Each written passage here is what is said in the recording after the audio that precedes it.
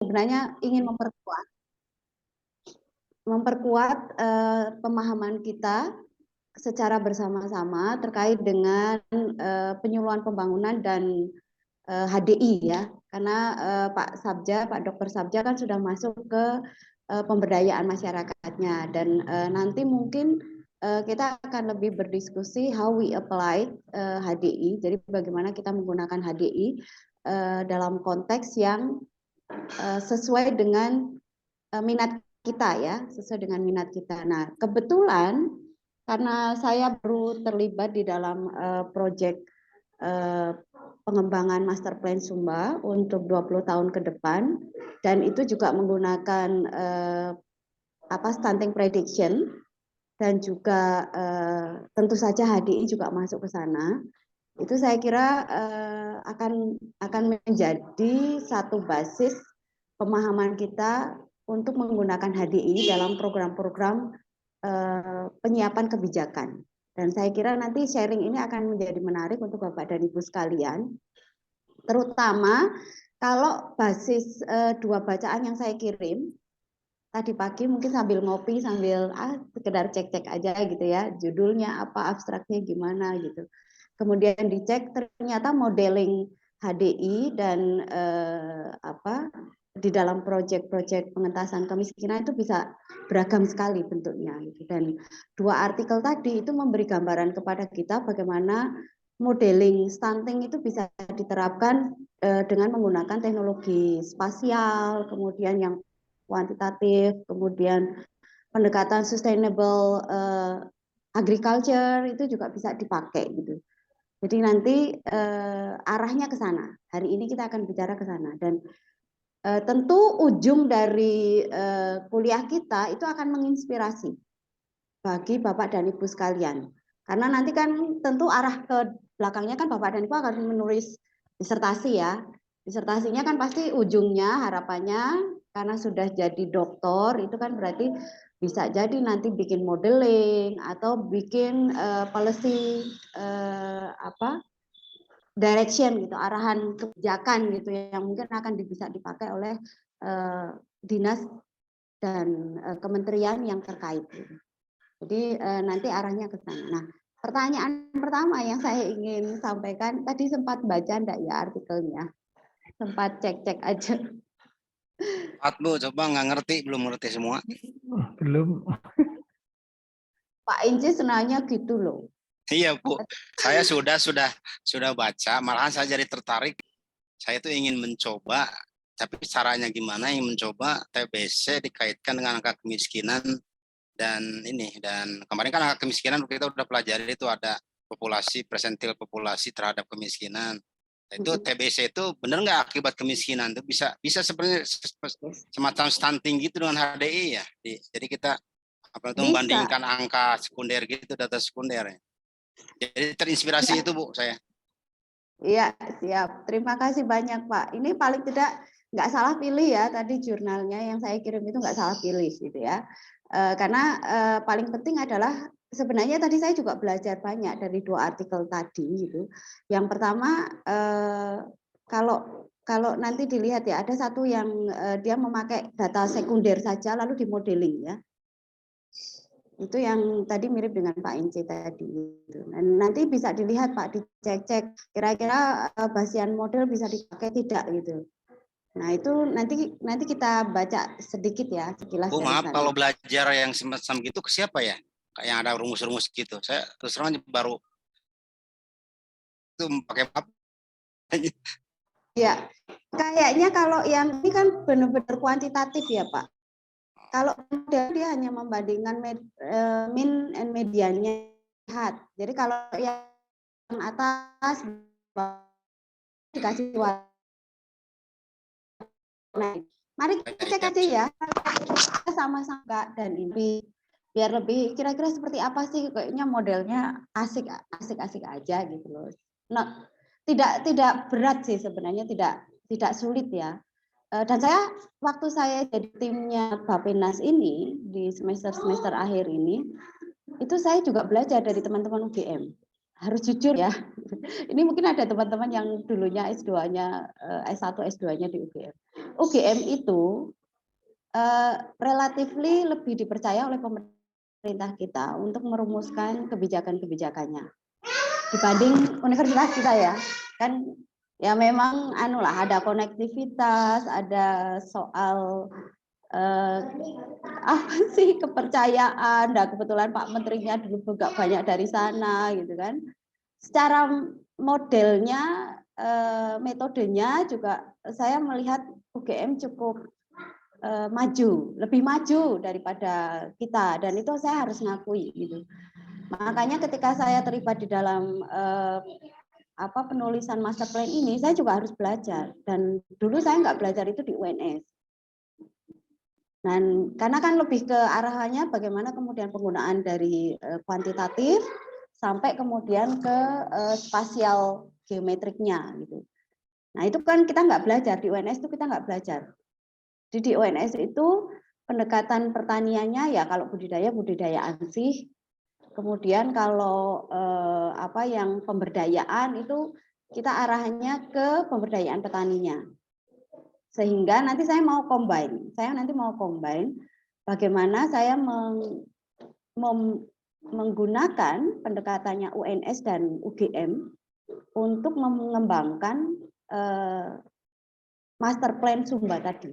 Tapi basisnya itu dari 2 artikel tadi yang sebenarnya juga menginspirasi untuk Bapak dan Ibu sekalian nantinya. Saya sungguh berharap itu. Jadi kita mulai lihat artikelnya dulu ya, saya share di sini. Jadi kita bareng-bareng membacanya.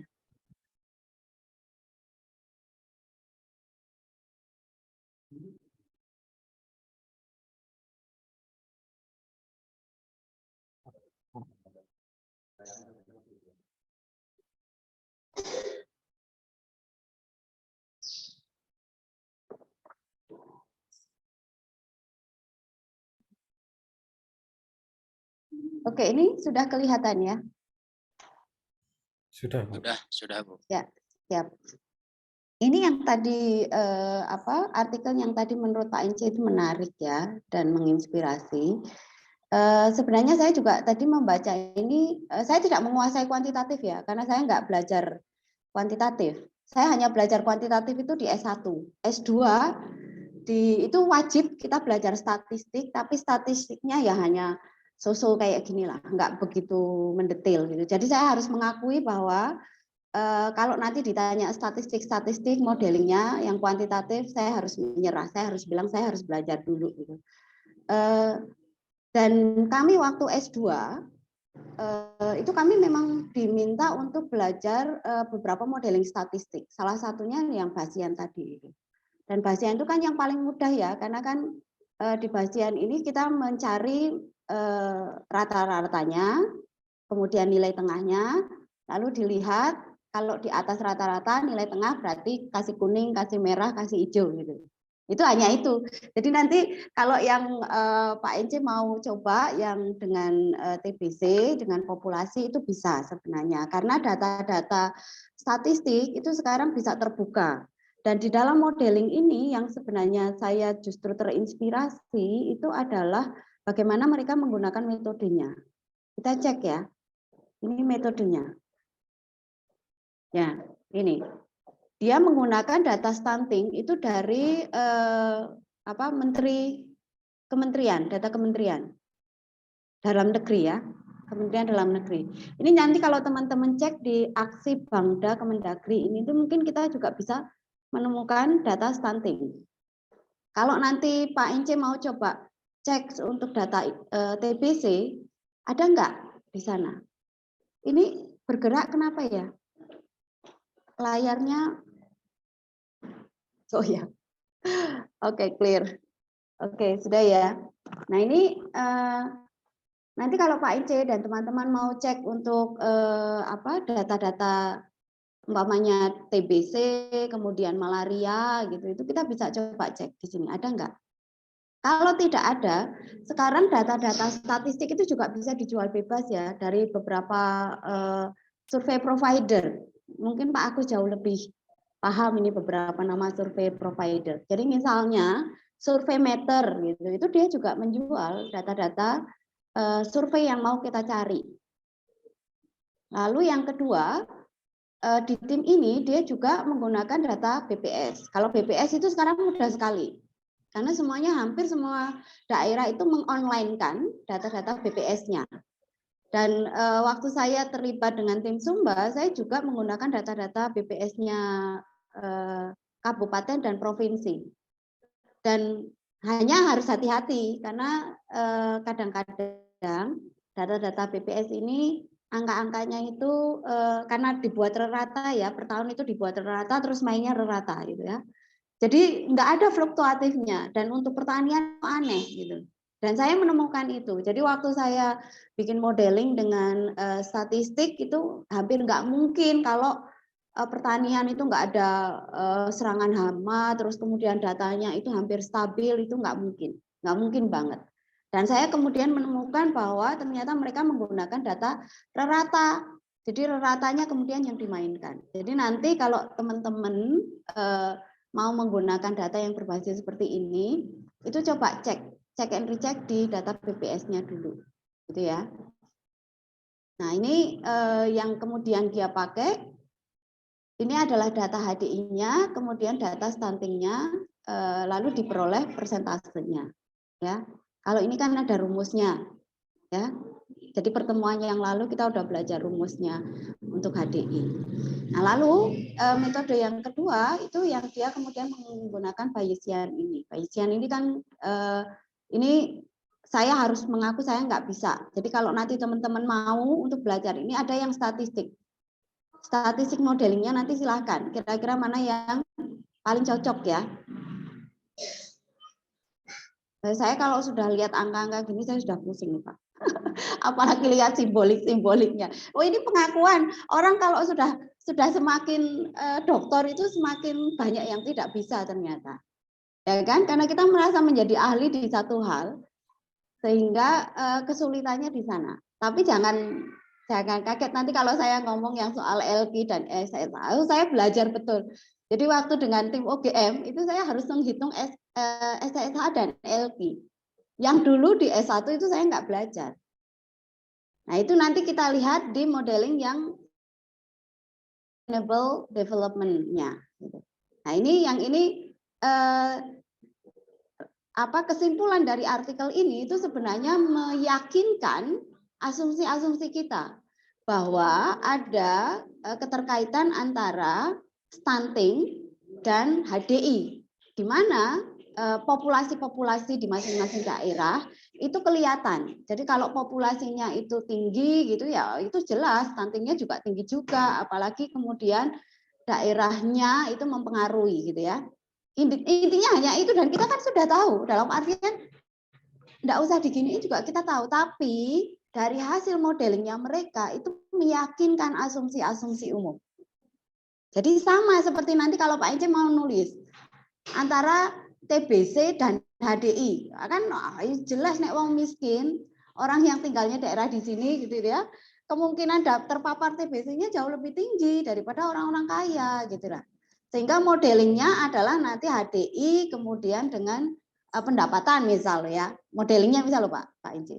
Nah, ini yang kemudian diperoleh kan ya. Ini karena tadi dia pakai Bayesian. Ini Bayesian yang paling mudah, ini yang saya bisa itu ya. Kalau ini saya bisa. Nah, ini yang kemudian diperoleh. Lalu kalau yang ini saya harus jujur saya nggak tahu. DIC, WIC itu saya nggak tahu. Jadi kalau nanti teman-teman mau silahkan belajar sendiri ya. Di sini mungkin ada teman-teman yang lain yang bisa, monggo silahkan. Saya kasih waktu untuk nanti memberi insight kepada kita. Nah, ini yang spasial tadi. Yang kemudian menarik itu adalah kemudian modelingnya mereka yang diperoleh. Ini kan modeling yang diperoleh ya.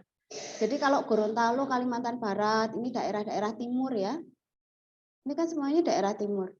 Itu low, tapi daerah-daerah yang arahnya barat itu relatively lebih high. Ini kan kesimpulannya ini modelingnya mereka. Pertanyaannya adalah mengapa kemudian di daerah timur? Mengapa kemudian daerah barat yang relatively HDI-nya tinggi? Apalagi kalau dilihat yang paling tinggi itu di DI Jakarta, DKI. Kemudian yang nomor 2 adalah di DIY. Mungkin sistem pengumpulan datanya bagus, Bu. Bisa jadi. Atau kalau di sini adalah dia menyebutnya adalah unidentified. Jadi ada beberapa persoalan faktor-faktor di HDI yang dia tidak hanya soal data saja, tetapi juga soal kondisi-kondisi gitu. Itu asumsinya ya. Makanya kemudian kalau kita mau melanjutkan mengadu argumentasi dengan artikel ini, maka yang kemudian kita butuhkan adalah mengembangkan faktor-faktor atau dimensi-dimensi penelitian. Kalau Pak Sarjang ngendikone gitu ya. Dimensi-dimensi penelitiannya nanti yang kemudian dikembangkan. Nah, teman-teman pemberdayaan itu biasanya itu menggunakan dimensi-dimensi tadi. Jadi lebih rincinya ke sana. Jadi dari sini Anda bisa lihat bedanya teman-teman UGM sama teman-teman UNS. Kalau teman UGM itu dia lebih ke pemainan big datanya. Membangun modelingnya berdasarkan big data tadi. Tapi kalau UNS pendekatannya adalah pendekatan lebih detail ke dimensi-dimensinya.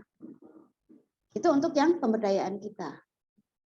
Nah, ini yang kemudian kalau teman-teman UNS dari kita itu seperti ini, selain menguasai yang dimensi-dimensi itu, ya Anda akan perfect gitu loh. Nah, ini kan soal kalau kita belajar di universitas dimanapun, itu kan mereka selalu punya karakter ya, karakternya sendiri. Saya di Belanda di university itu kita lebih belajar soal discourse analisisnya. Jadi language studies-nya yang kita baca. Makanya saya nggak pakai kuantitatif, tapi yang saya pakai itu adalah kualitatif dengan discourse analisisnya. Dan discourse analisis yang saya pakai itu spesifik. Yaitu apa? Verkloch, Norman Verkloch. Karena dia kemudian lahir dan menjadi profesor di Nijmegen yang kemudian dikembangkan sebagai sebuah modeling. Nah, ini pilihan-pilihan dari universitas. Nah, makanya kemudian teman-teman yang sekarang sedang berjuang untuk belajar metode-metode ini, silahkan diperluas horizonnya. Jadi horizonnya aja yang diperluas. Lalu Anda mau di mana supaya nanti karakternya UNS juga dapat, selain juga pengetahuan soal big data semacam ini. Itu nggih. Sampai di sini saya kira cukup ya untuk belajar di sininya. Atau mungkin mau ada diskusi. Monggo Pak Agus. Izin bertanya, Bu. Mungkin sedikit ini terkait dengan artikelnya. Sebagaimana kita ketahui, HDI itu kan parameternya 3 ya. Ada kesehatan dilihat dari usia harapan hidup, kemudian pendidikan dari usia sekolah, dan ekonomi dari GDP. Nah, dari ketiga itu sebenarnya yang terkait langsung stunting kan bisa dikatakan tidak secara spesifik berkaitan gitu. Mungkin bisa dikatakan entah aspek ekonomi, karena kalau kesehatan kan dilihat dari usia harapan hidupnya.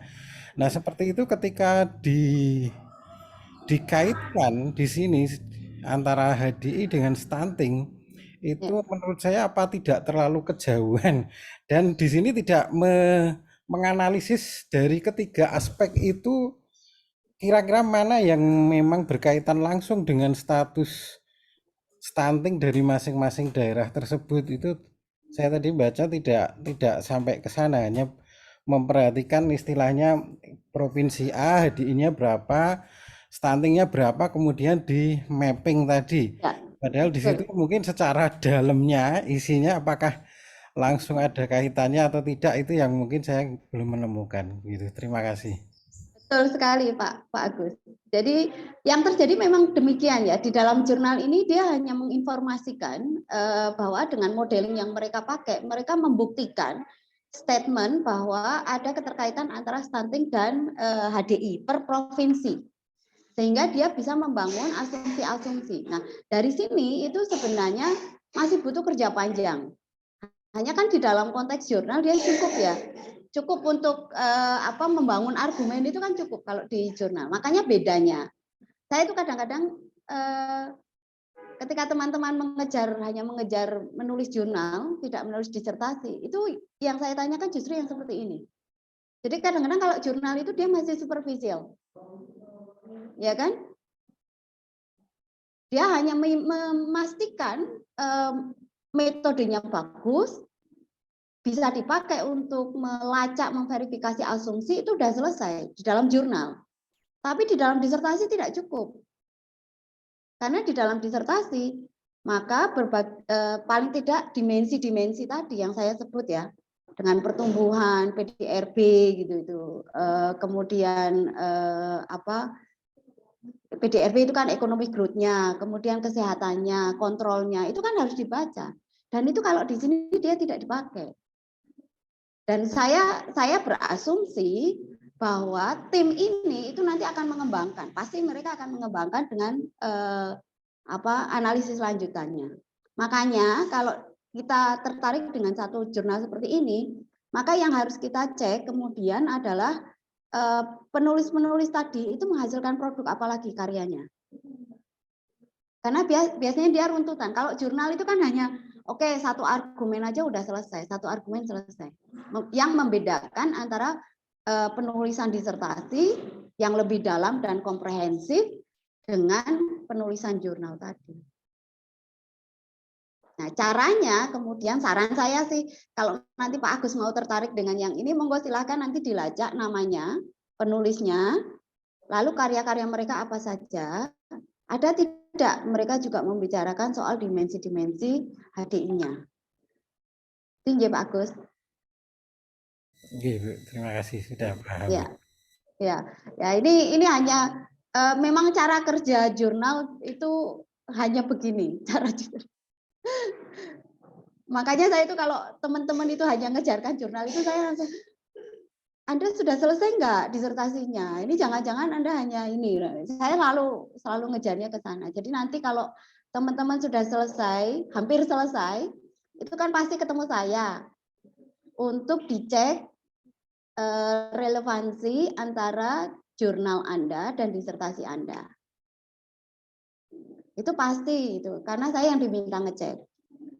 Nah, ketika saya ngecek itu, saya pasti akan tanya, apakah jurnal yang Anda keluarkan itu memang hasil dari bagian disertasi Anda atau tidak. Nanti ketahuan, kelihatan. Ince. Bu. Ya, siapa Ince? Kalau jurnal seperti ini, yang model seperti ini, saya kuantitatif kayak gini, data sekunder, ya misalnya saya TBC dengan kepadatan penduduk atau kemiskinan, kan banyak orang yang bertanya, apakah TBC itu benar oleh miskin gitu. Ya. Itu termasuk Bu Eni kemarin nanya ke saya waktu saya presentasi di Filsafat itu. Ya saya juga bingung, memang belum tentu sih namanya TBC itu adalah kemiskinan, karena banyak orang kaya juga yang TBC kan sebenarnya. Nah, ini asumsi ini saya akan buktikan dengan cara ini. Cuma menurut Ibu probability untuk Scopusnya tinggi nggak ya kayak gitu? Tinggi Pak, tinggi. Kenapa? Karena sekarang ada sinyalemen big data itu disenangi. Jadi nah itu kan kalau kita kan ngitungnya gampang itu Pak. Itu pakai variabel R biasa itu kan juga kelihatan kan. Mana faktor-faktor yang signifikan dan tidak signifikannya. Hanya kan kita mainnya kan main ngumpulin data sekunder tadi. Pakai itu aja. Sudah dapat itu Pak. Nanti kelihatan yang signifikan apa saja faktornya, yang tidak signifikan seperti apa, besarnya seperti apa gitu. Yang lalu kita buat asumsinya. Dan ini kan sebenarnya ini tidak sulit ya. Yang sulit itu tadi yang yang tengah-tengah itu yang buat saya sulit ya. Yang ini buat saya itu saya merasa kesulitan untuk belajar. Tapi siapa tahu teman-teman yang ahli statistik lihat kayak gini gampang nih, saya lihat angka kayak gini, simbol-simbol itu saya udah pusing gitu. Makanya saya dulu nggak nerusin di pertanian yang ANSI itu karena waduh saya kalau lihat kayak gitu dah saya bersyukur karena saya dulu belajar rancangan percobaan gitu, statistik itu bisa lulus saja udah aman sudah, yang penting nilainya lulus. Apalagi kalau di Belanda. Jadi waktu di master ini jadi cerita ya. Waktu di pre-master itu kami wajib belajar statistik. Dan kalau nilainya di bawah 6, itu kami harus kembali ke kampung kami masing-masing. Alhamdulillahnya saya dapat 7. Yang penting lolos saja. Jadi begitu menghadap komputer, suruh bikin modeling yang kayak gini, wah saya sudah pusing. Pakai bahasa Inggris lagi gitu ya. Beta, alfa gitu, itu suruh ngitung. Waduh ini. Yang menerangkan juga bule lagi. Waduh ini udah nasib saya itu. Alhamdulillahnya masih bisa dapat 7. Beberapa teman-teman Belanda itu gagal. Jadi ada 3 teman kelas saya itu gagal di statistik. Jadi tidak boleh melanjut ke master. Nah ini memang tantangannya. Monggo nanti kalau yang pinter ini gitu ya, yang pinter statistik, saya senang sekali jadi tim. Jadi nanti melengkapi lah, kita saling melengkapi ya, jadi tim hebat. Itu saya kira monggo nanti yang mengaku pinter statistik ini semoga Pak Ence, Pak Agus, Pak Dion, gitu, Bu Wahyu. Adalah yang masuk di sini luar biasa nanti. Itu ya. Bu Yani, punten nanya Bu. Monggo Bu Islami, silakan. Maaf Bu, tadi terlambat masuk nyari sinyal. Ya, berkaitan dengan dulu yang sempat saya presentasikan Bu, pernikahan di usia muda. Itu kan kebetulan di Kudus kan memang kasusnya naik nih Bu. Yang ini akibatnya ke depannya adalah kehamilan di usia muda. Akhirnya angka kematian ibunya juga tinggi. Nah, kemarin kan pada waktu evaluasi di kabupaten itu disampaikan, nah bagaimana peran kita itu bisa berupaya untuk mencegah kehamilan di usia remaja. Nah, dulu saya ingat pesan dari Bu Haryani ini harus dikaitkan dengan gender. Nah, saya pengennya itu dikaitkan dengan HDI saja. Itu kira-kira gimana Bu? Apakah harus saya itu belajar gender gitu atau bagaimana? Mohon masukannya Bu. Ya. Atau bisa model dengan seperti ini, tapi saya juga nggak paham Bu dengan model-model yang angka-angka ini. Ya. Ini kalau saya jujur ya Bu Islami. Kalau nanti Bu Islami, kalau yang gender sudah banyak. Saya harus jujur karena beberapa kakak kelas itu juga sudah child married dan juga dengan pemberdayaan keluarga. Arahnya ke sana. Nah, monggo nanti kalau Bu Islami mau ngambilnya dengan HDI silahkan. Nah, kalau yang modeling gini, itu saran saya itu kan sekarang ada teman-teman yang bisa mengolah ya. Nah, itu lebih gampang itu di situ. Karena dulu kami pun diperbolehkan waktu S1 ya. S1 itu kan kami harus kuantitatif. Kalau di pertanian UNS itu harus kuantitatif. Nah, itu kami juga mengolahkan data ke ahlinya gitu ya, ahli statistik. Dan waktu itu ada dosen Unisri yang memang dia ahli untuk menganalisis data statistik. Nah, nanti silakan kalau nanti di jejaring Anda, di hub Anda yang memang ahli di statistik, minta tolong saja untuk dimainkan. Dengan cuman kan nanti kan yang perlu kita cek kan adalah model kita ya. Kita mau pakai yang Bayesian atau ini kan beda-beda ini. Pasti ada asumsinya lah. Yang saya tahu itu Bayesian gitu. Itu asumsinya jelas karena dia hanya membandingkan dengan ratanya. Tapi kalau yang Gaussian itu saya nggak tahu. Makanya itu nanti tolong kalau teman-teman yang memang ahlinya belajar itu dulu. Sehingga secara filosofi penggunaan modelnya paham. Itu saran saya. Dan hampir semua nih Bu, data-data child married itu sekarang gampang loh dicari. Karena setiap kabupaten itu mengeluarkan data DP3KB yang Dinas Pemberdayaan itu dia mengeluarkan data sendiri untuk gender mainstreaming-nya. Nah, kalau dari sana itu kan nanti bisa dilihat angka-angkanya itu loh. Itu tinggal dideskripsikan saja kelihatan. Nah, baik sebelum kita masuk ke sana, lebih baik saya masuk di cara saya ya, pakai ketika saya pakai modeling ini dengan teman-teman UGM ya, supaya nanti juga teman-teman bisa membayangkan, dapat alternatif lah, alternatif pemikiran. Oh, kira-kira yang bisa saya lakukan seperti apa, gitu ya. Oke, saya stop screen. Kemudian saya bagikan dengan yang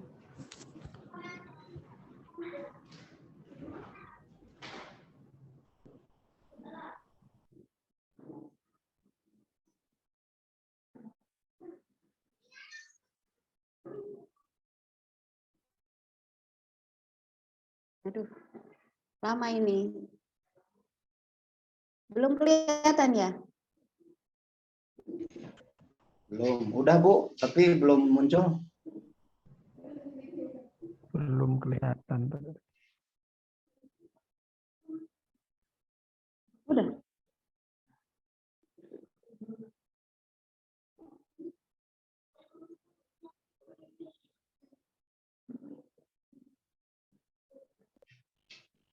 Sama dengan Pak Dion nggak kelihatan. Iya, ini lama.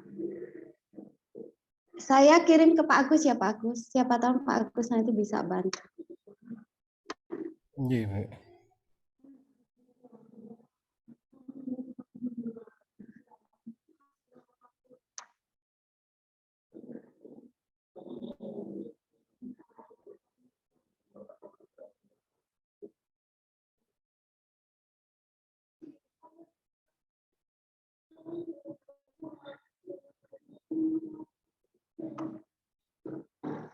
Kayaknya terlalu berat.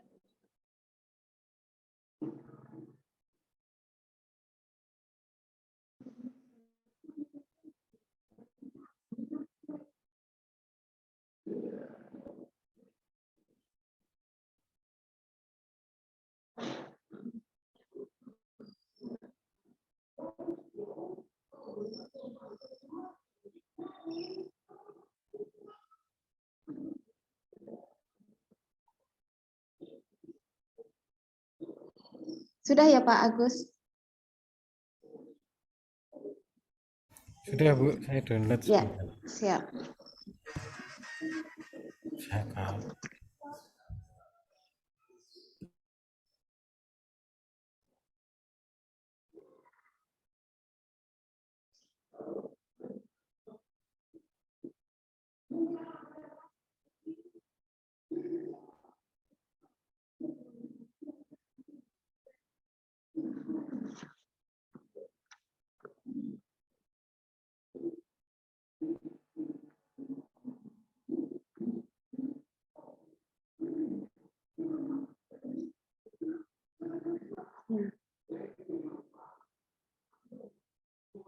Nah, monggo.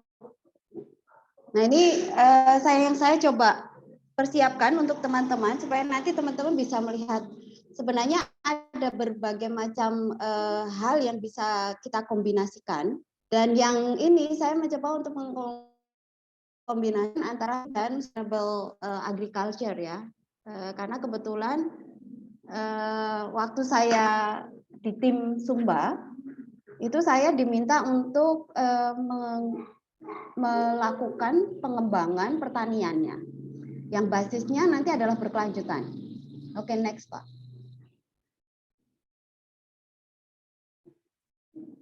Nah, kalau kita baca di ini yang tadi ya, stunting dengan model yang stunting dan HDI, saya kira lanjut. Ini kita nggak perlu bahas lagi.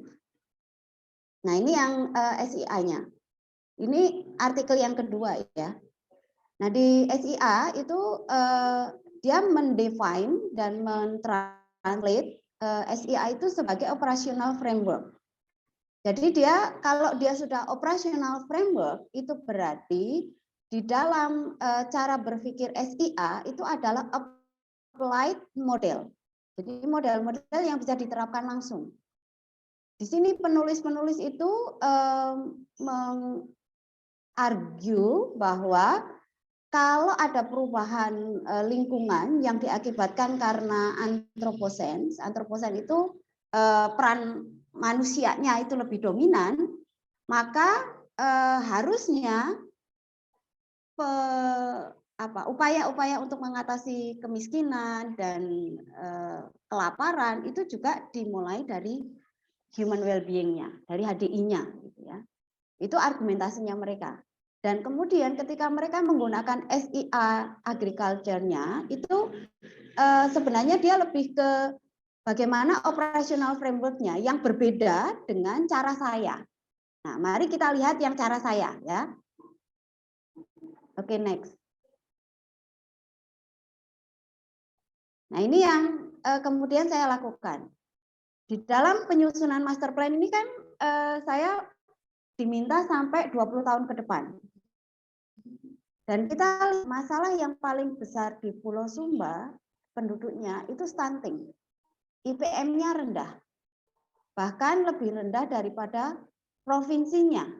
Jadi 4 kabupaten di Pulau Sumba itu IPM-nya rendah. Dan paling rendah itu ada di Sumba Tengah.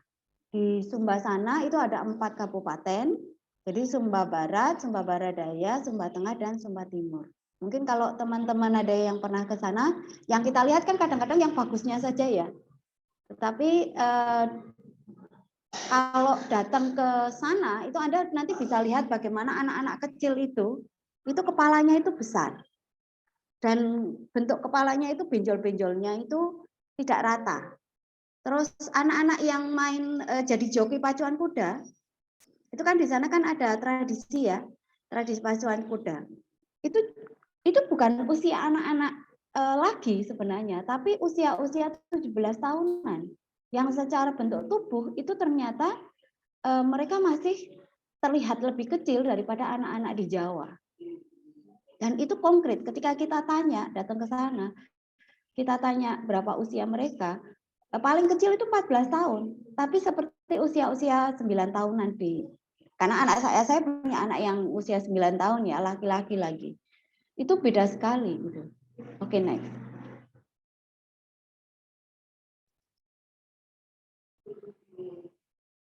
Nah, yang kemudian kami lakukan, kami menggabungkan antara yang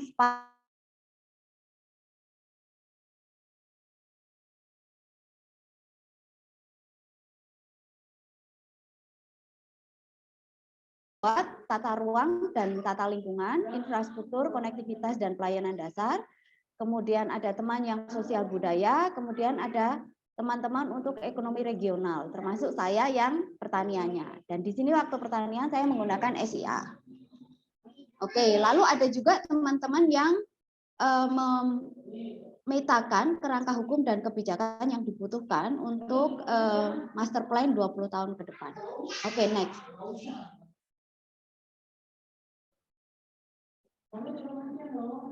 Nah, teman-teman yang dari geografi, mereka mencoba untuk mengidentifikasi geostrategis Sumba. Jadi Pulau Sumba itu ternyata kan sangat strategis. Di samping dia adalah perbatasan langsung dengan Australia, tapi mereka di Pulau Sumba ini itu juga merupakan jalur pelayaran nasional, juga dekat dengan Bali. Jadi kalau ada apa-apa itu langsung larinya untuk memenuhi kebutuhan regional di Bali dan sekitarnya. Kemudian juga mereka menggunakan international container flow. Nanti di PPT yang terakhir itu spasial geostrategisnya nanti kelihatan. Tadi saya taruh di terakhir, Pak. Ya, atau nanti saja mau di. Itu yang paling akhir.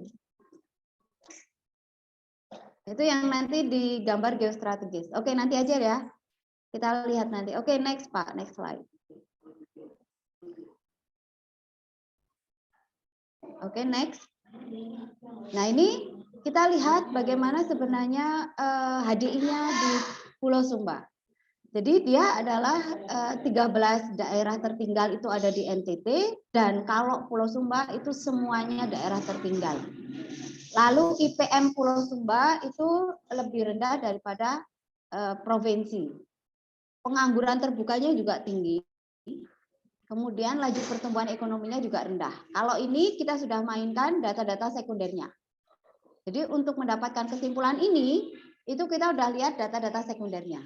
Jadi nanti kalau teman-teman mamanya tadi Bu Islami gitu ya, akan melihat child married dengan kemiskinan, maka setiap kali ada statement seperti ini harus basisnya adalah basis data sekunder.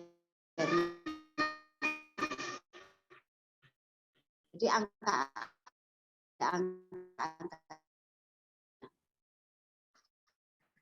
Kemudian kita juga mencoba untuk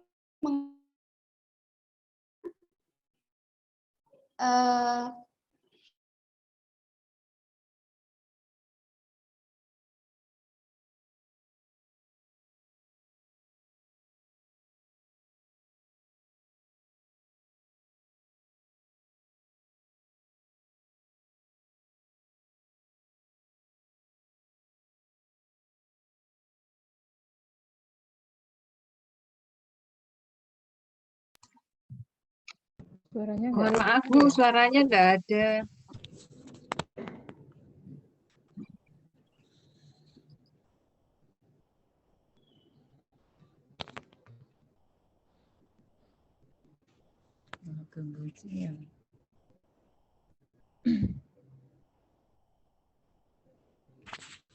Suaranya hilang, Bu.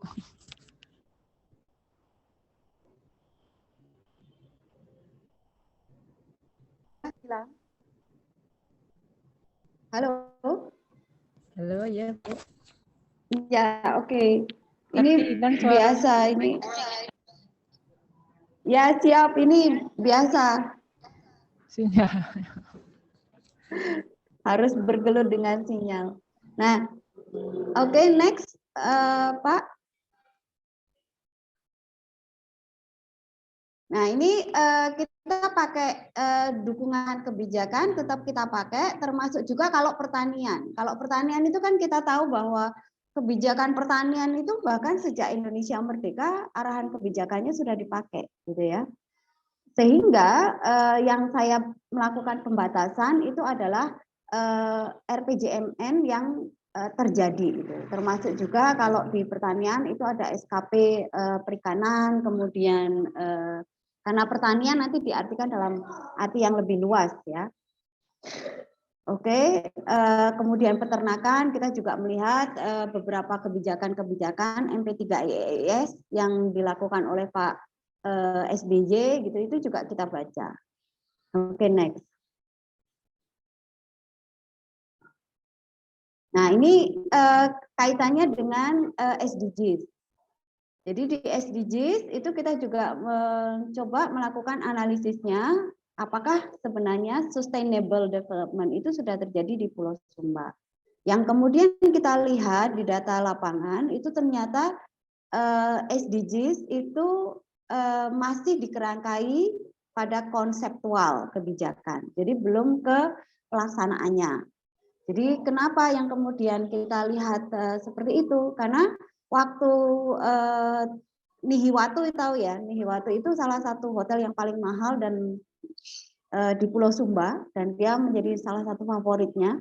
Itu ternyata dia dimiliki oleh sekelompok orang dan juga oleh orang-orang luar gitu ya, yang menguasai mereka. Lalu siapa yang mendapat manfaat paling tinggi? Ya kelompok-kelompok itu. Masyarakatnya tidak mendapatkan manfaat yang lebih. Dan bahkan mereka menjadi sektor pariwisata eksklusif. Nah, inilah yang kemudian mulai dipikirkan bagaimana perekonomian masyarakat itu menjadi berkeadilan. Nggak ada kemiskinan gitu. Kemudian kelompok-kelompok yang tertinggalnya itu mulai dibaca. Termasuk dalam bidang pertanian. Bidang pertanian yang khas adalah kemudian pertanianlah yang satu-satunya menjadi prime mover. Satu-satunya yang akan menggerakkan kalau nanti ada upaya-upaya pengatasan kemiskinan dan stunting, maka itu dimulai dari pertanian. Dan itu kebijakan nasional. Dan di sini mungkin menjadi kunci ya untuk teman-teman. Kalau nanti teman-teman mau bicara soal stunting, mau bicara soal gizi buruk, maka lihatlah agriculture-nya, kultur-kultur pertaniannya.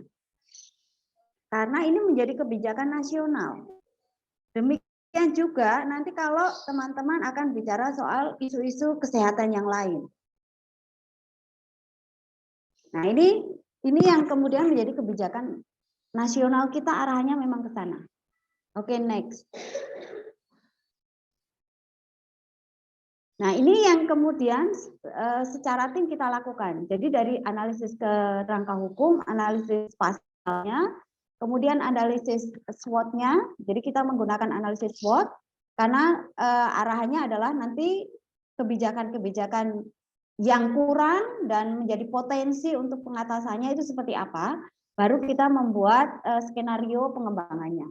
Nah, nanti kalau teman-teman akan membuat ya satu modeling. Nah, ini kan biasanya kan yang Anda kerjakan itu kan basisnya basis komunitas. Jadi bukan dalam kerangka besar ya. Nah, nanti coba dilihat saja kalau dalam satu proyek yang Anda kenali. Misal kalau child merit itu kan dia di bawah Kementerian Perempuan ya. Maka Anda harus cek kebijakan-kebijakan dari Kementerian Perempuan, Pemberdayaan Perempuan yang relate dengan stunting itu, relate dengan child marriage itu apa saja. Lalu di sana Anda bisa menganalisis dengan SWOT-nya. Dan di situ saja itu sudah dapat loh, sudah bisa untuk menghasilkan satu kerangka disertasi. Sebenarnya. Karena kan itu Anda sudah bicara soal dari komunitas, arahan kebijakan, dan sampai membuat modelingnya. Oke, next. Oke, lanjut. Nah, ini yang oke, lagi next. Nah, ini pertanian yang kemudian saya lakukan. Nah, dengan analisis LQ itu potensi untuk membaca setiap potensi produk. Jadi sebelum ini, Pak,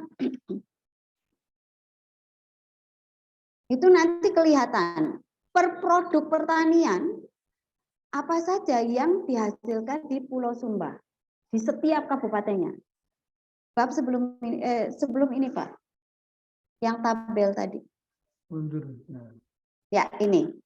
Nah, ini kopi kelapa mete ini melakukan analisis LQ dan SSA. Ini yang kemudian saya hasilkan. Ternyata tidak semua potensi-potensi pertanian itu potensi unggulan. Berbasiskan data BPS, statistik ya, saya kemudian menghitung dengan LQ dan SSA, lalu dihasilkan produk-produk unggulannya. Nah, ini produk-produk unggulannya.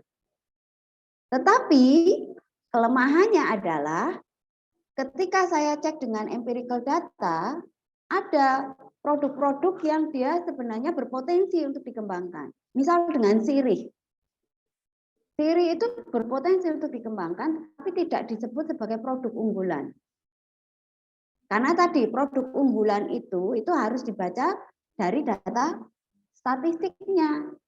Sementara yang kemudian kita amati itu juga empirik kan, data-data langsung gitu. Di mana sebenarnya sirih itu juga menghasilkan bisa berpotensi untuk diolah menjadi tanaman-tanaman herbal. Dan ternyata hampir semua orang Sumba itu menggunakan sirih.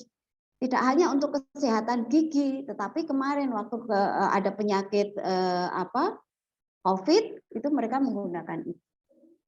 Nah, disinilah sebenarnya menurut saya ketika kita kuat di dalam konteks analisis data kuantitatif dengan empirik data, kemudian menghubungkan dengan spasialnya, maka ini sudah komplit, analisisnya itu jadi komplit.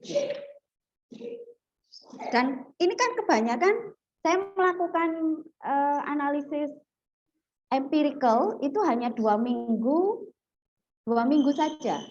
2 minggu kali 2 berarti 1 bulan ya, 1 bulan untuk datang ke Sumba. Dan itu sudah jadi datanya. Nah, bayangkan kalau nanti teman-teman melakukan ini untuk disertasi Anda. Jadi Anda mulai sekarang itu bisa mengumpulkan data-data sekundernya dari BPS, dari kementerian, lalu Anda analisis data kuantitatifnya. Lalu dari sana, ketika Anda mau datang untuk mencari data-data kualitatif, itu tidak perlu lama-lama. Asalkan secara metode itu Anda kuat. Dan SIA, Sustainable Intensification Agriculture, atau tadi yang spasial, itu membantu kita sebenarnya untuk mengkerangkai riset kita. Intinya itu. Jadi, monggo, kalau ada yang akan berefleksi atau mengkonfirmasi, silakan.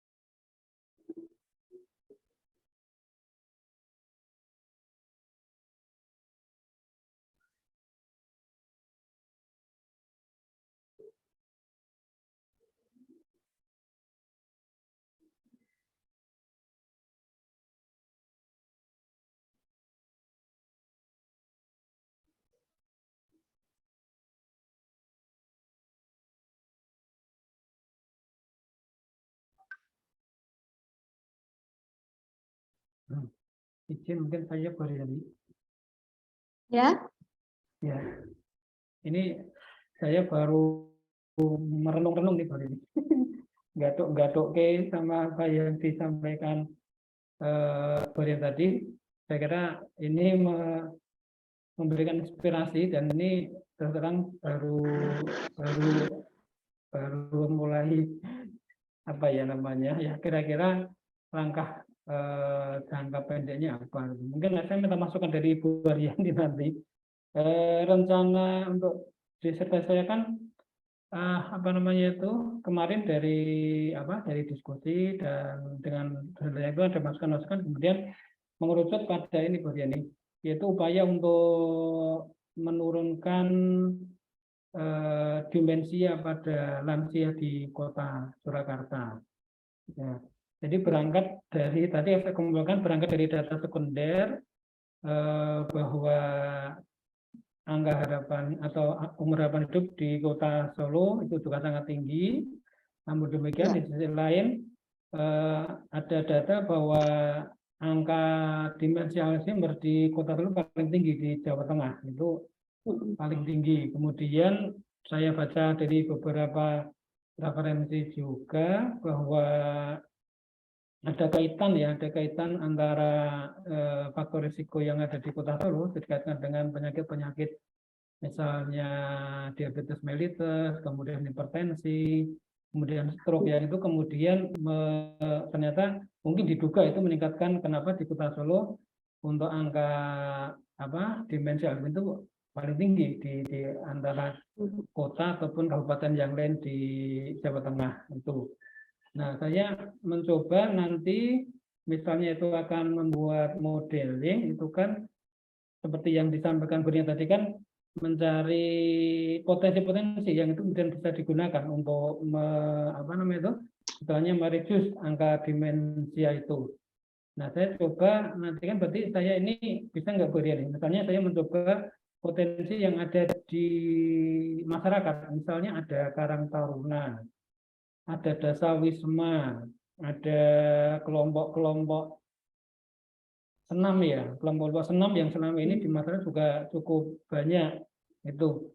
Karena selama ini yang ada itu kan misalnya Posyandu Lansia, Prolanis, kemudian Posbindu itu sepertinya belum menyentuh ke arah untuk menurunkan prevalensi demensia. Nah ini misalnya bagaimana saya jadi dari itu muncul inspirasi, berarti saya harus mulai mengumpulkan data-data terkait potensi-potensi yang ada di masyarakat tadi misalnya saya tertarik di Karang Taruna sebenarnya. Karang Taruna itu kan sekarang mulai digaungkan ya, setiap kelurahan ya kalau saya ikut rapat dan sebagainya itu mulai digaungkan sampai kecamatan itu mulai digiatkan kembali untuk Karang Taruna dan tidak lagi hanya sebatas pada kegiatan-kegiatan sosial di daerahnya, tapi saya coba nanti ini diberdayakan dalam bidang kesehatan. Itu mungkin mirip dengan kader lah, tapi ini kader-kader remaja yang mempunyai potensi yang sangat luar biasa saya kira itu. Kira-kira bagaimana Briani? Mohon masukannya. Ya, kalau saya sih ya Pak, ini pesan saya untuk seluruh Pak, tidak hanya untuk Pak Dion tapi semuanya. Sebenarnya kan analisis kita itu kan tergantung dari metode yang mau kita pakai ya.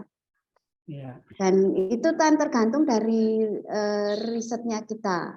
Artinya kalau memang Pak Dion lebih tertarik, ketertarikannya itu memang lebih melihat fenomena Karang Taruna untuk mengatasi stunting, atau apa tadi demensia. Sebentar, saya ada tamu Pak.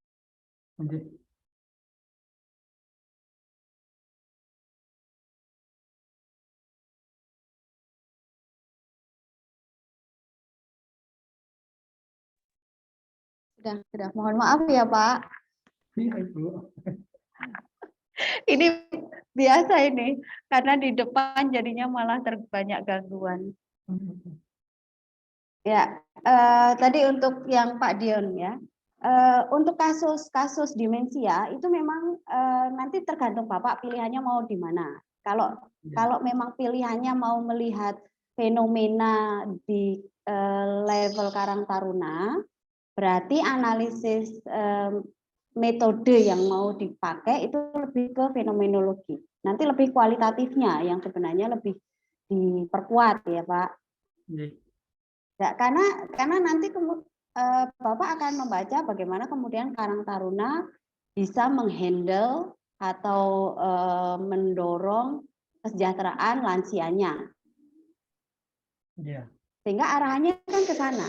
Tapi kalau Anda nanti Pak Dion itu lebih tertarik untuk mengembangkan skop dalam konteks yang lebih besar lagi, lebih luas lagi ya, itu kan tidak cukup hanya untuk membaca Karang Taruna di Solo, gitu. Itu kan tidak cukup Pak. Apalagi nanti arahannya adalah arahan ke kebijakan misalnya. Kalau modeling Bapak, misal tujuan Bapak kan, oke saya hanya ingin menghasilkan satu disertasi untuk kebijakan satu Solo aja. Itu pilihan. Tapi kalau kemudian Pak Dion merasa ini topiknya bagus, dan saya bisa mengambil satu kasus di Solo untuk mengembangkan modeling kebijakan di level nasional. Bisa loh ya. Kalau disertasi kan harapannya jangan cukupnya tidak terlalu kecil ya Pak, tapi bisa lebih luas, gitu kan? Maka yang kemudian Bapak harus baca itu adalah skup-skup yang misal nasional ataupun provinsi. Nah, caranya baca gimana? Kan asumsinya kan kalau di Solo itu kesejahteraannya jauh lebih baik daripada kota-kota yang lain. Dan penggunaan modeling yang dihasilkan oleh disertasi Bapak itu kan tentu ingin diterapkan juga di kota-kota yang kemiskinannya masih banyak, kemudian tidak semaju Solo. Gitu. Harapannya kan itu, sehingga relevan dan tidaknya riset kita itu sebenarnya berangkat dari interest kita sendiri. Ini yang saya kira saya nggak bisa memberi jawaban banyak itu karena itu. Dan kalau saya kemudian memaparkan yang Sumba tadi, itu saya ingin memotivasi teman-teman semua bahwa terkadang-kadang kita itu takut kalau bikin skop studi yang luas, yang jauh, itu terus waktunya banyak. Khawatirnya kita nggak bisa memenuhi lulus cepat gitu ya. Pikirannya kan gitu, ada ketakutan. Padahal effortnya sama. Ini yang tadi saya tunjukkan Nah, Sumba itu kan sebenarnya saya juga melakukan hal yang sama loh. Di 6 bulan terakhir ini saya riset, saya datang gitu ya. Itu sama dengan yang dilakukan oleh Bapak dan Ibu sekalian. Hanya skop datanya yang kemudian saya baca secara nasional. Nah, kalau Solo, kalaupun nanti mau mengambil Solo, tetap nanti ada bandingkan Solo dengan yang mungkin dengan skupnya Indonesia seperti apa. Dan kadang-kadang menampilkan data, hanya masalah menampilkan data ya.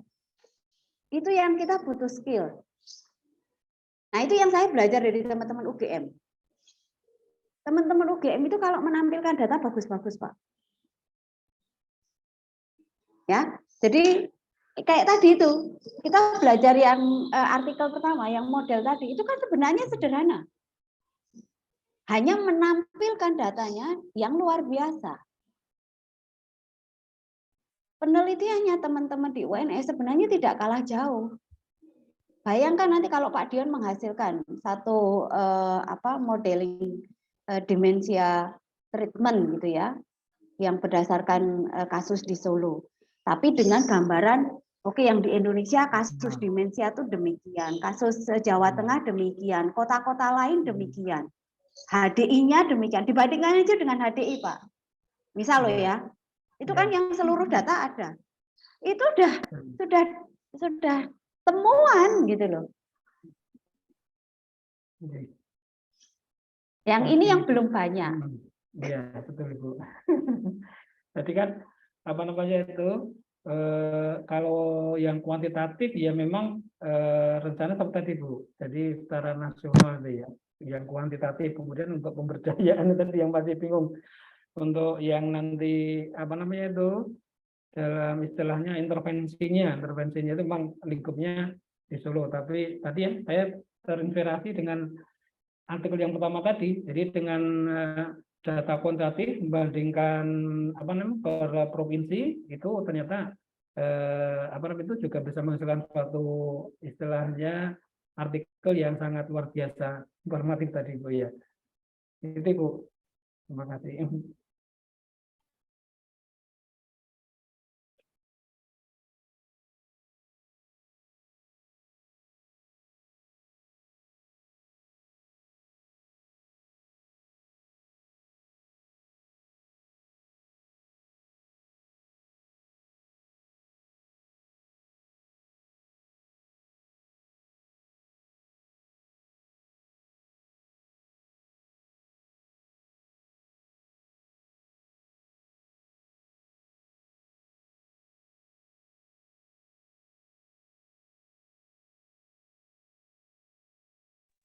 Halo? Saya tadi lupa ya. Halo Pak? Halo Ibu. Ya, oke. Jadi saya tadi ngomong tak mic-nya nggak saya buka, maaf. Ya. Nah, ini saya mau mengulang jawaban saya, Pak. Jadi terkait dengan Solo, itu kalau Bapak mau belajar terkait dengan pemberdayaannya, orang-orang Solo itu terkenal kreatif. Jadi kalau mau mencari model-model pemberdayaan apapun, itu di Solo ada. Ya. Termasuk yang caregiver. Caregiver kanker ada. Caregivernya Alzheimer ada. Jadi itu ada Pak, sudah ada. Namanya Alzi, itu di Solo juga ada, kemudian di Salatiga muncul juga. Jadi ada dua, yang dekat di sini itu Solo dan Salatiga. Jogja juga muncul juga. Jadi monggo silahkan kalau nanti memang mau tertarik untuk melanjutkan disertasi ini, kalau proses pemberdayaannya itu kan berarti Anda sudah berpikir soal development-nya, bukan risetnya. Kalau yang penting risetnya udah jalan, lalu bagaimana mendevelop, itu nanti berarti Anda perlu membaca aktornya, mapping aktornya harus dibaca. Dan ini yang kadang-kadang kita terlewat. Karena yang mapping aktor itu kalau Bu Sum itu pakai maktor ya. Pernah belajar belum dengan Bu Sumina? Belum, Bu. Belum, oke. Sama suaminya sudah. Oke, berarti semester depan. Iya, Semester depan tahu. akan belajar makro. Jadi nanti Anda akan tahu bagaimana untuk menganalisis networknya, menganalisis aktor-aktornya. Nah, di sana jadi menarik karena kemudian Anda bisa memetakan kira-kira aktor-aktor yang bisa secara positif mendukung pemberdayaan. Jadi tidak hanya Karang Taruna. Kalau tadi kan Karang Taruna itu kan berdasarkan empirical kita kan, Ya, analisis realita yang kita hadapi, kita alami gitu. Tapi kalau nanti dengan analisis makro itu jauh lebih objektif. Jadi nanti kombinasi metodenya aja nanti Pak. iya, iya Bu. Oke. Nah, ini masih semester pertama jadi masih panjang jalannya. Betul. Kalau saran saya itu mulai data-data sekunder kalau memang sudah mantap itu dikumpulkan saja. Ya, Itu saran saya. Karena mengumpulkan data sekunder itu juga time consuming ya. Jadi kadang-kadang kita males gitu ya. Kalau pas gini ada tugas-tugas, pas paper-paper itu kumpulin dulu aja. iya Bu. Ya, itu saran saya. Oke, terima kasih Mbak Jani. Ya, siapa? Oke, ada teman-teman yang lain yang akan berdiskusi, monggo silakan. Baik Bu, Mohon saya maaf Bu. Ibu. Monggo. Ayo. Ya sebentar ya. Mohon Ayo maaf dulu. Bu, saya cuma mau matur. Belum lama itu Pak Sabja menyampaikan dawuh supaya kita segera punya judul untuk disertasi semester Betul. 2. Dan Ya. pesannya jangan berubah-ubah. Setuju. Sampai dengan detik ini saya belum punya gambaran yang semula tadi yang pernah saya matur waktu di kelas itu tentang sari warna akan berubah lagi lah. Gimana nih Ibu supaya kita itu segera dapat inspirasi pas dasarnya pundi atau Itu berkonsultasi dengan Pak Ince aja lah. Sama Bu, saya juga pertanyaannya hampir sama. Kalau saran saya gini Bu, ini untuk teman-teman semua. Kita kan sekarang dikejar waktu ya. Lulus itu nggak boleh lama-lama. Kalau di Belanda itu boleh lulusnya lama-lama itu boleh, tapi kalau di sini tidak boleh. Nah, ini yang nggak adil dan saya senang dengan ketidakadilan. Karena saya dulu menikmati sekali jadi studi doktor itu saya menikmati sekali. Kalau jenengan-jenengan itu kan nanti tidak boleh lama-lama itu nggak boleh. Nah, makanya saran saya kalau Anda tertarik dengan satu tema, satu topik, pegang dulu topiknya. Oh, saya tertarik dengan ini kok. Itu yang harus dipegang dulu. Misal kalau tadi ya, Pak Dion itu kan berubah tuh. Pak Dion berubah ya Pak Dion? Dari awal sampai sudah. Pak Dion Dua kali berubah Bu. Ini yang kedua. Kalau nah, udah. Saran saya kalau memang pilihannya misal ya, sekarang oke, saya mau mantepnya di dimensia yang kesejahteraan lansia. Dan itu kan belum banyak ya. Saya selalu bilang ini belum banyak ini yang studi tentang itu gitu. Ada Bu Heni tapi kayaknya bukan ke lansianya, bukan kesejahteraan lansianya, tapi dimensi yang apa gitu. Nanti silahkan diskusi dengan teman-teman. Karena saran yang paling istimewa dari proses pick up topik itu adalah punya peer group, punya teman diskusi seperti ini. Dan itu bisa dimulai dari mengembangkan inspirasi. Jadi kayak tadi itu kan sebenarnya tujuan saya kan saya membandingkan dengan Sumba itu kan hanya untuk menginspirasi teman-teman semua. Ini loh salah satu yang Anda bisa lakukan. Misal kalau umpamanya Anda akan menggunakan pemberdayaan petani dengan stunting. Ini kan hanya soal pemberdayaan petani dan stunting sebenarnya. Tapi secara metode itu karena kemudian di-guidance secara ketat ya. Karena saya harus mencari potensi produknya, saya harus menganalisis patch-nya politik, ekonomi, teknologi dan sosialnya gitu. Saya kemudian menganalisis itu. Nah, monggo kalau umpamanya teman-teman nanti misal ya dengan demensia, riset Anda adalah Anda menghubungkan dengan HDI. Oke, ambil aja itu. Mulai sekarang, berarti semua data-data yang terkait dengan demensia dikumpulkan. Di filing yang bagus. Kemudian yang kedua, kalau kemudian Anda tertarik dengan demensia, yang lansia, kesejahteraan lansia, coba lihat model metode-metodenya yang dikembangkan orang. Dicek aja gitu. Itu biasanya kalau di jurnal gampang kok. Pak Dion itu kemarin bagus sekali ya analisis waktu tugas di HDI itu dengan menggunakan analisis literatur review-nya itu bagus. Pakai saja cara itu. Dari sana kemudian kelihatan apakah topik saya itu kemungkinannya laku untuk di publish di jurnal Scopus atau tidak.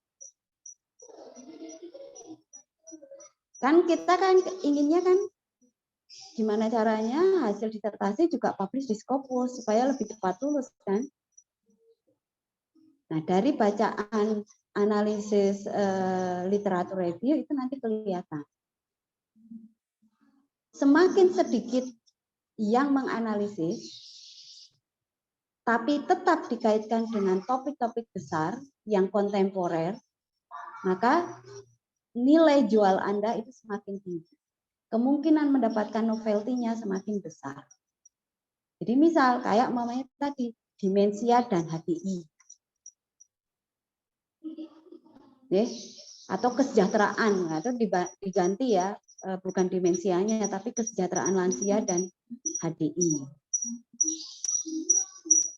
Nah, coba cek juga kebijakan-kebijakannya. Baik itu kebijakan di arah internasional ataupun nasional. Begitu Anda masuk di dalam arahan kebijakan, maka nanti Anda akan bisa membaca. Kira-kira kalau kemudian saya selesai dengan disertasi saya, siapa yang akan menggunakan model saya? Ya, kan inginnya jadi ahli semuanya. Jadi begitu selesai Anda akan dicari orang untuk memaparkan disertasi Anda. Dan ini kesempatannya. Jadi saya nggak bisa memberi jawaban yang pasti untuk Bu Wahyu, hanya memberikan tips-tips tadi Bu. Silahkan itu dijadikan pertimbangan untuk mengambil topik. Kan kadang-kadang kan kalau sudah disertasi itu ya, begitu kita ketemu sama teman yang topiknya sama kan, aduh kok foto ya. Wah berarti penelitian saya nggak asik dong. Kan kadang-kadang berpikir itu kan. Padahal ketika kita menemukan teman yang topiknya sama, itu berarti kita harus menganggap dia sebagai peer group kita. Lalu kita sharing, apa saja yang kemudian dimensi-dimensi, sekali lagi kalau Pak Sabjang ngedikoni dimensi yang mereka itu kaji, dan di mana dimensi yang kita kaji.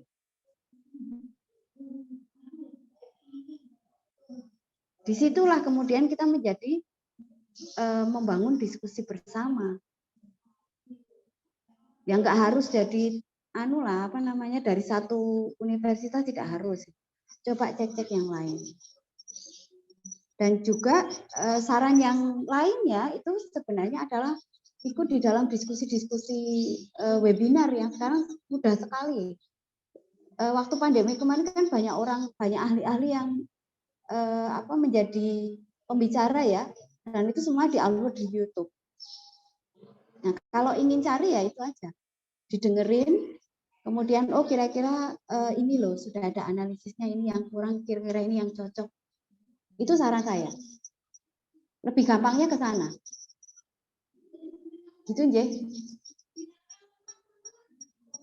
Terus catatan yang terakhir, segeralah memutuskan. Jangan terlalu lama. Oke, Bu. Karena semakin lama, nanti waktunya semakin habis, teman-teman yang lain sudah mengumpulkan data sekunder, Bu Wahyu belum.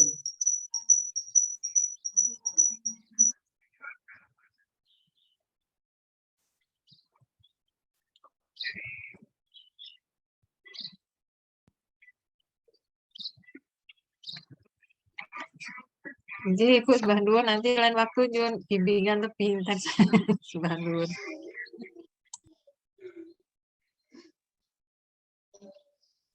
Ya, siap, siap. Oke. Monggo teman-teman yang lain masih ada? Ya Bu, masih ada waktu ini Bu. Iya, sebentar.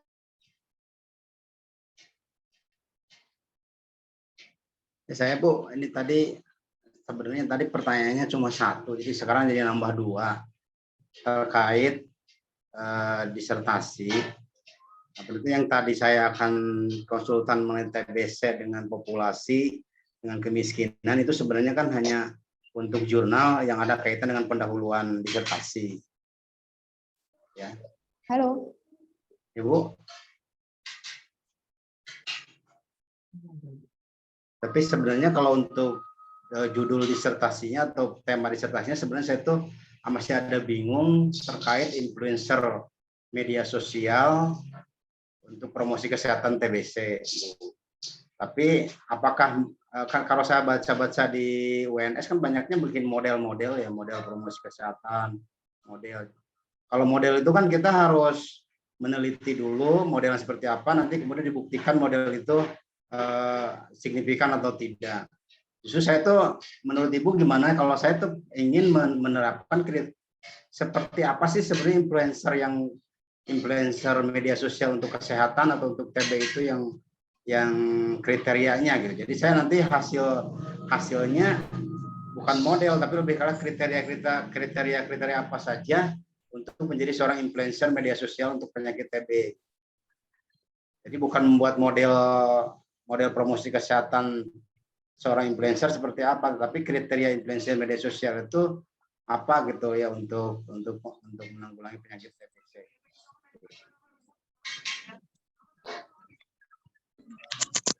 Halo. Gimana, Suara Bu? saya. Halo. Ya, ya. Ini ya Allah. Saya berjuang dengan internet ini. Mohon maaf. Halo, monggo Pak Ince, saya masih dengar. Ya gitu, Bu. Terkait disertasi gitu. Yang tadi kan kalau untuk contoh data TBC dibandingkan dengan populasi atau jumlah penduduk dan kemiskinan kan itu sebenarnya jurnal yang diambil dari pendahuluan disertasi, rencananya seperti itu.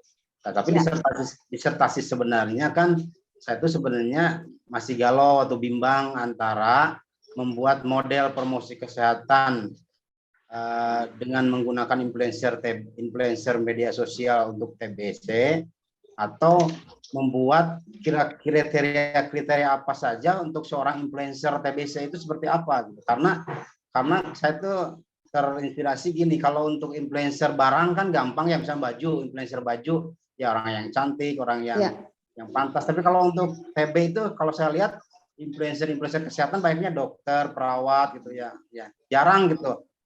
Justru kalau menurut saya harus ada faktor lain kalau untuk membuat orang menjadi influencer, bisa aja misalnya mantan penderita gitu kan, tapi dia udah sembuh, dia bisa menjadi influencer. Nah itu nanti output dari disertasi itu berupa kriteria gitu, jadi bukan model gitu, bukan model influencernya seperti apa yang dilakukan, tetapi kriteria seorang influencer TBC itu seperti apa supaya bisa mempengaruhi masyarakat untuk melakukan pemeriksaan pengobatannya gitu. Tidak ada lagi stigma, tidak ada literasi jadi meningkat gitu, stigmanya jadi turun gitu kan, stigma terhadap TB-nya. Begitu Bu. Itu kira-kira gampang nggak ya tadi buatnya itu aja sih sebenarnya, atau gimana ya? Ya, saya coba. Halo, suara saya kedengaran ya Pak? Terdengar Bu, terdengar. Ya, oke. Kalau saran saya gini, Pak Ince tetap kalau memang tertarik dengan TBC ya, buat topiknya dulu berdasarkan kasus TBC-nya dan HDI-nya. Kalau nanti terkait dengan influencernya, sebenarnya logikanya ya, ini saya meluruskan logika aja ya Pak, supaya kita jangan bergerak mengembangkan disertasi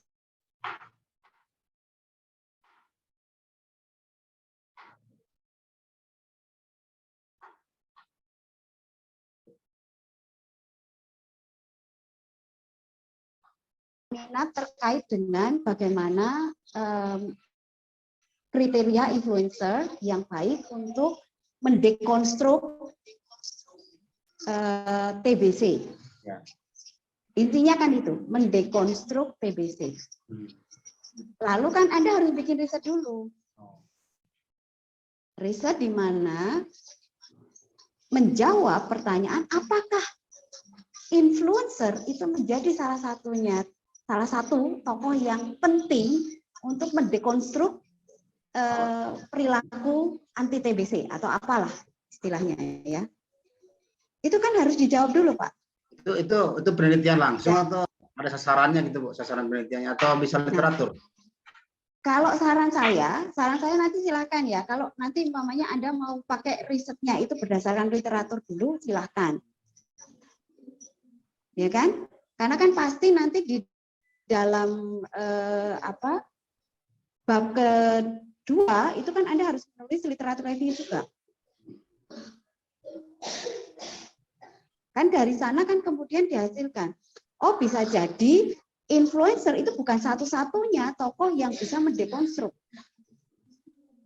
Tetapi yang dimaksud dengan influencer itu secara definitif itu adalah orang-orang yang mau bergerak. Jadi dia tidak harus influencer, bisa jadi dia dalam tanda kutip aktivis sosial lah, atau orang-orang volunteer.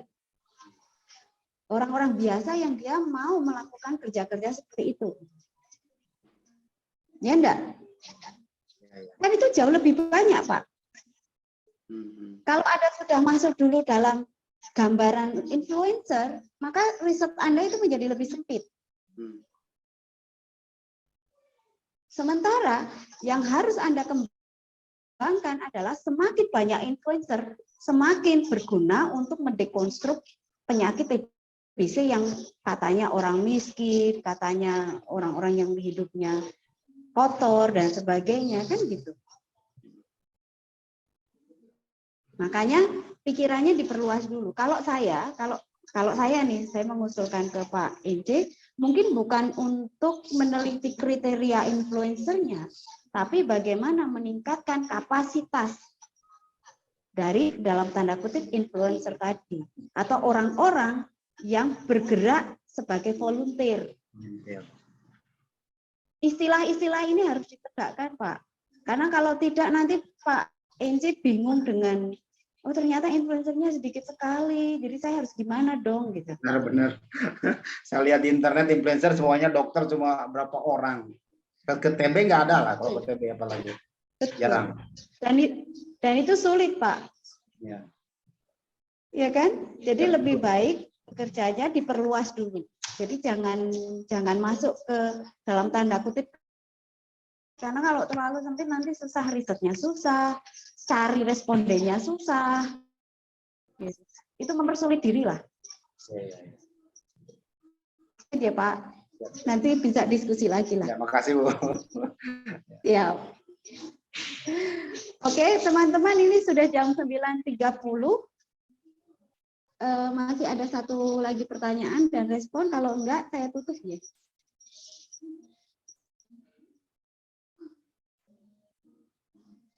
Jadi hari ini akan ada 2 kali OCW. Jadi saya pagi nanti saya langsung buatkan, lalu besok gitu OCW lagi, enggak apa-apa ya? Jadi Ibu, kenapa-napa. Siap, saya minta maaf, saya lupa kalau belum mengisi ini OCW. Jadi saya benar-benar harus mengingetin. Mohon maaf atas kelalaian saya ya. Silahkan nanti kalau mau berdiskusi di Social Lab atau kita bikin forum-forum, saya senang karena Social Lab itu sebenarnya ruang untuk teman-teman semua mengembangkan ide-ide. Kalau misal nanti ada ahli yang bisa membantu Anda untuk diundang di dalam diskusi online, pakai saja Social Lab. Jadi nanti saya akan memfasilitasi itu. Betul, J? Ini Bu, sebentar. Ya, baik. Demikian teman-teman, dan saya kira ini adalah pertemuan terakhir untuk PSDM, dan saya matur nuwun sangat atas semua diskusi dan pembelajarannya. Saya juga belajar banyak dari proses satu kali pertemuan, satu kali semester ini, dan semoga kita bertemu kembali untuk mata kuliah yang lain dan tidak bosan ketemu saya, dan saya berusaha untuk memberikan kontemporer isu supaya nanti teman-teman juga tidak begitu maksudnya kalau nanti mau dekat dengan disertasi gitu itu lebih gampang untuk cari nanti novel itu juga lebih gampang, untuk nanti publish itu juga lebih gampang karena tentu ada beban lebih untuk saya selaku GKM membantu teman-teman untuk selesai tepat waktu. Jadi nanti setiap kali mata kuliah saya selalu akan dorongkan supaya disertasi itu menjadi lebih fix untuk teman-teman semua. Saya kira itu yang bisa saya sampaikan.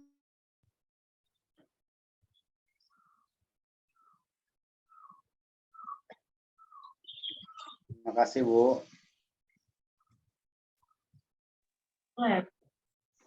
Hilang sinyal.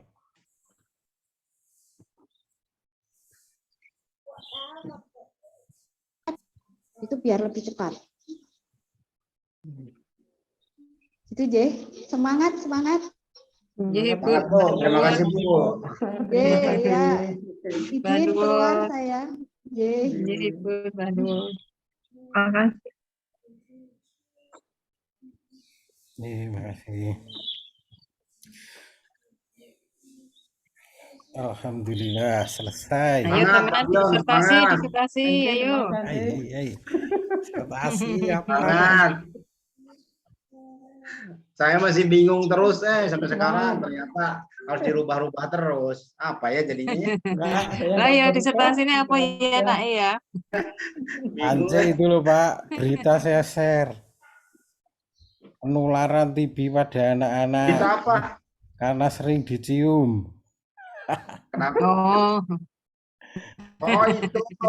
Oh iya. Di Bantul itu lagi rame. Tambah pusing lagi topiknya TBC pada anak itu. Itu langsung. Ya betul. Jadi Pak penguatan. Agus. Oke, Bu. Pak Agus, rekaman kuliah semua sudah di Google Class, di Google Drive